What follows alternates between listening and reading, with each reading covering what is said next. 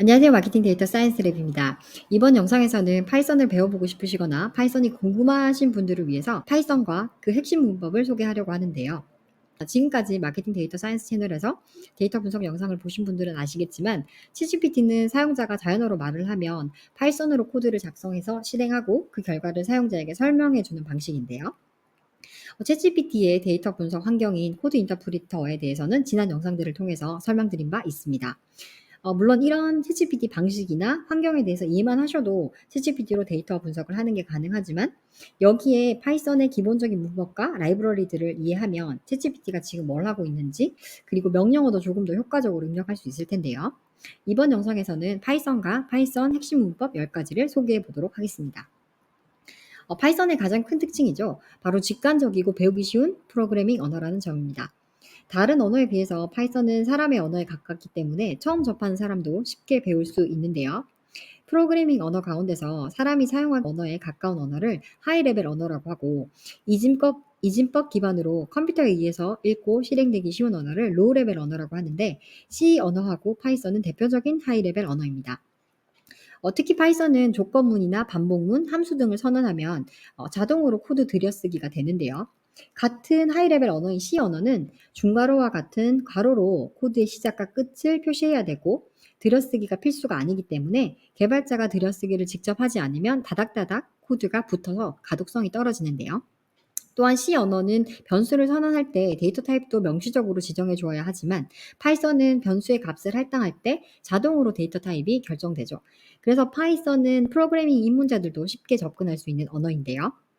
무엇보다 파이썬은 파이썬에 대한 기초 지식이 없어도 무슨 말인지 어느 정도는 이해할 만큼 코드가 사람의 언어에 가깝게 작성되어 있는데 코드 블럭을 한번 같이 읽어보실까요? 네, 스팸이 0개인데 이 스팸을 출력해라. 그리고 그 스팸이라는 변수에 4개를 더해라.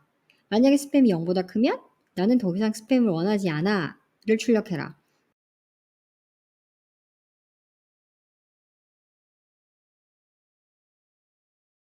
그래서 저희가 4를 더해줬기 때문에 결국은 이 나는 더 이상 스팸을 원하지 않아라는 문장이 출력이 되겠죠.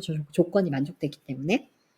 그럼 파이썬에 조금 맛보셨다면 이어서 파이썬의 핵심 기초 문법 10가지를 소개해 보도록 하겠습니다. 첫 번째는 변수 할당인데요. 변수에 값을 할당하고 그 변수를 계속해서 사용하는 방법입니다. 예를 들어서 x에 2를 할당하고 y에 10을 할당하면 다음과 같은 결과를 얻을 수 있겠죠.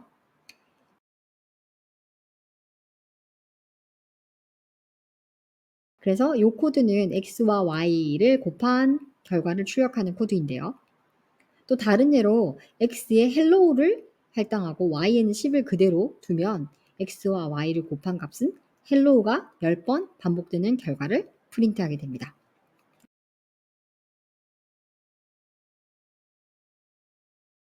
이렇게 할당된 변수는 값이 바뀌거나 재할당되지 않은 이상 계속해서 같은 값을 의미하는데요. 그러니까 이 코드에서 x는 계속해서 hello를 의미하고 y는 10을 의미합니다. 그래서 코드 작성 시에 이 변수 이름을 자신만의 방식으로 일관성 있게 사용하는 게 좋고요. 그리고 이 변수가 무엇을 의미하는지 찾으려면 이전 코드까지 찾아 올라가야 하는 경우도 있죠. 두 번째는 데이터 타입인데요. 파이썬에는 여러 가지 데이터 타입이 있습니다. 주요 데이터 타입으로는 문자열, 숫자형, 불린형 등이 있습니다. 문자열은 앞서 본 hello나 hi 같은 문자들을 의미하는데요. 문자열은 작은 따옴표나 큰 따옴표로 묶어서 표시를 합니다.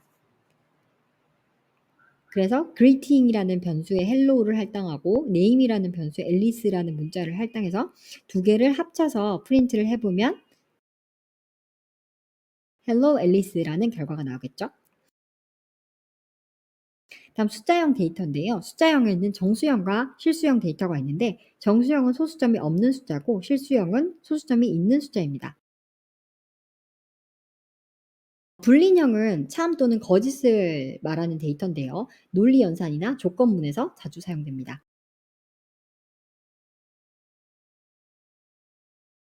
이런 데이터 타입에 따라서 작동하는 함수가 달라질 수 있기 때문에 이런 데이터 타입들이 있다 정도 이해하시면 좋을 것 같습니다.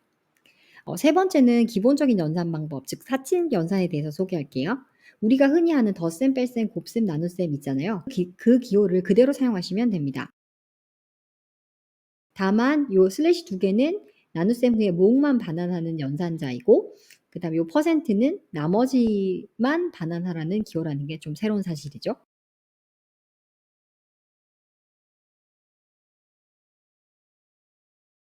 네 번째는 시퀀스 데이터 타입인데요. 시퀀스 데이터 타입은 여러 개 데이터를 순서대로 저장하는 데이터 타입입니다. 주요 시퀀스 데이터 타입으로는 리스트, 튜플, 딕셔너리, 세트가 있는데요. 각각의 사용법을 간단히 알아볼게요.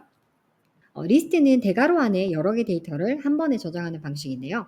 그래서 대괄호를 사용해서 생성하고 그 안에 값들을 변경하거나 추가하거나 삭제할 수 있습니다. 그리고 중복되는 값들도 가능하고요. 이런 가변성 덕분에 데이터 분석에서 가장 많이 사용되는 자료 형태입니다.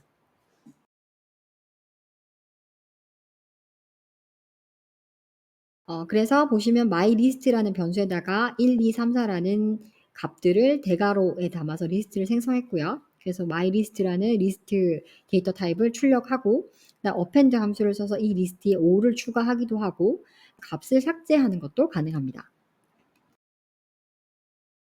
튜플은 리스트하고 비슷하지만 값들을 수정할 수 없는 불변의 데이터 타입인데요. 한번 생성하면 수정하거나 삭제하거나 추가하는 게 불가능합니다. 소괄호를 사용해서 생성하는데요.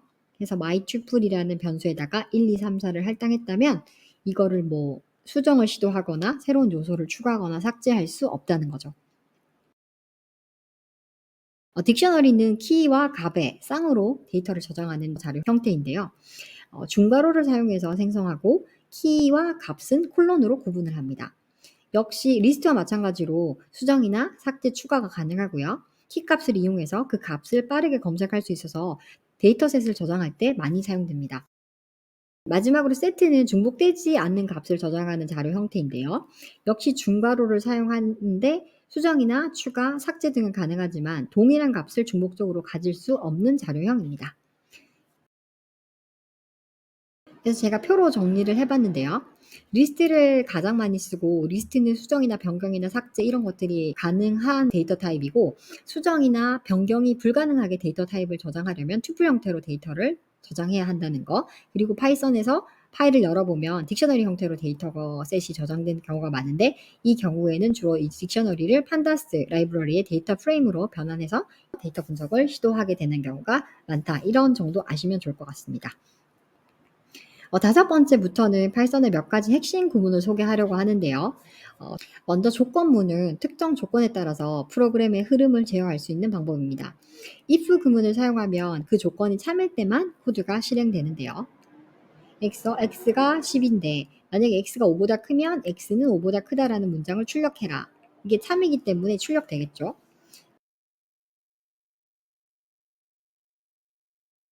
그리고 if만 쓰지 않고 if에 else까지 추가하면 조건이 참일 때와 그리고 참이 아닐 때 각기 다른 코드를 실행할 수 있게 됩니다. 그래서 x가 3인데 5보다 크면 5보다 크다. 아니면 5보다 크지 않다라는 메시지를 출력하게 되는 조건문인데 여기서 x가 3으로 정의됐기 때문에 이 둘 중에 x가 5보다 크지 않다라는 문장이 출력되겠죠.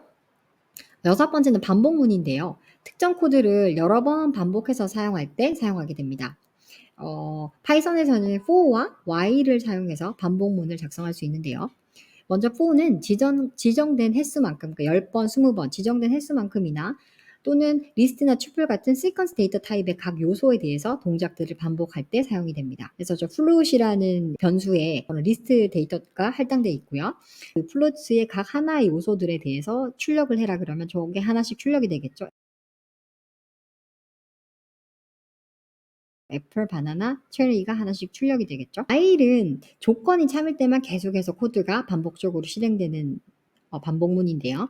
조건이 거짓이 되면 이제 반복이 종료됩니다. 그래서 count라는 변수에 0을 할당하고 count가 5보다 작으면 계속 실행을 하는 거죠. 그래서 count를 출력해라. 그리고 count에 1을 더해라. 그래서 이게 count가 5보다 작을 동안은 계속해서 count를 출력하고 1을 더하는 작업이 반복해서 실행되고요. 그래서 계속 1을 더하다가 이제 5를 넘어가게 되면 이제 종료되는. 그래서 결과적으로는 다음과 같은 출력이 나타나게 됩니다. 일곱 번째는 for 구문하고 if 구문을 함께 사용하는 경우인데요. 이 경우도 많이 보실 수 있는데 for 구문 내에서 if 구문을 사용하면 반복되는 요소들에 대해서 조건이 참일 때만 특정 코드를 실행하게 됩니다. 그러니까 예를 들어서 데이터 분석 상황에서 각 고객에 대해서 커스터마라는 데이터셋에 is active라는 조건을 검사해서 이게 참일 때만 고객 정보를 출력할 수 있는 거죠. 이런 딕셔너리 형태의 데이터셋이 있다고 하면 모든 고객에 대해서 is active 조건을 검사하고 이게 참인 경우에만 고객의 이름과 나이가 출력되게 됩니다. 그래서 이 데이터셋의 한 고객에 대해서 저 키값이 참인 경우에 is active가 참인 경우에만 이제 이름하고 나이를 출력하라는 코드죠. 그래서 결과적으로는 누가 출력될까요? 그래서 앨리스 28세, 그 다음에 찰리 30세, 요게 출력이 되겠죠. 여덟 번째는 함수인데요. 함수는 앞서 본 것처럼 이미 데이터를 출력해주는 프린트 함수, 리스트에 요소를 추가하고 삭제하기 위한 어펜드, 리무브 함수 등 파이썬의 내장 함수가 있고요. 그 외에 어떤 데이터 분석 상황이나 작업 상황에 따라서 반복되는 작업을 처리하기 위해서 커스텀 함수를 만들어 쓸 수 있는데요. 먼저 내장 함수 예를 조금 더 살펴볼게요. 그래서 numbers라는 변수에 1, 2, 3, 4, 5라는 숫자가 담긴 리스트 형태의 데이터가 있고 요거를 해서 내장 함수인 프린트 함수를 사용해서 이 값들을 출력할 수도 있고요. 또 length이라는 셀 수 있는 데이터의 길이를 구할 수 있는 함수가 있어요. 그래서 요 리스트를 넣으면 5개라는 길이를 출력해 주고요. sum은 이 값들을 합해 주는 내장 함수이고요. 그래서 각 내장 함수의 용법들은 필요하시면 구글링이나 챗GPT에게 물어보시면 잘 가르쳐 주겠죠. 그리고 커스텀 함수를 어떻게 만드는지 한번 살펴볼게요. 파이썬에서는 def, definition의 약자인 것 같은데요. def 키워드를 사용해서 함수를 만들겠다고 정의하게 되는데요. def 키워드를 사용해서 함수를 선언하고 함수 이름을 그리트로 설정한 다음에 함수에 들어가는 인수를 정의했습니다. 그래서 이 함수는 이제 이름만 입력하면 안녕 누구 좋은 오후야 라는 인사말을 출력하는 함수가 만들어졌고요. 그래서 여기 요 함수에다가 앨리스라는 이름을 넣으면 안녕 앨리스 좋은 오후야.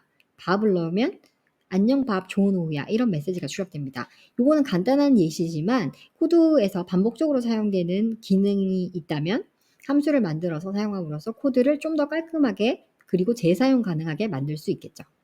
9번째부터는 파이썬의 대표적인 데이터 분석 관련 라이브러리들을 소개하려고 하는데요. 저희가 챗GPT에게 파일을 업로드하면 챗GPT가 파일을 읽어와서 컬럼이나 행 등에 대해서 분석을 진행했었죠. 그래서 데이터를 업로드를 하면 데이터를 테이블 형태로 보여주고 이 컬럼들 또는 행들에 대해서 다양한 분석이나 조작이 가능하도록 다양한 함수를 가지고 있는 게 바로 이 판다스 라이브러리입니다.